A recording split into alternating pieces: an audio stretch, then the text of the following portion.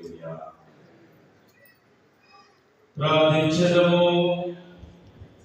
ఓ ప్రభువా, నీ ప్రజల పట్ల ప్రసన్నుడై ఉండుము. ఈ భాషల రహస్యముల ద్వారా నీవు ప్రీతితో తృప్తీకరించిన వారు తమ దేహములతో నీ అక్షయ మహిమలో భాగమును పొందుదురుగాక. మా ప్రభువైన క్రీస్తు ద్వారా ఈ మనవి చేయుచున్నాము.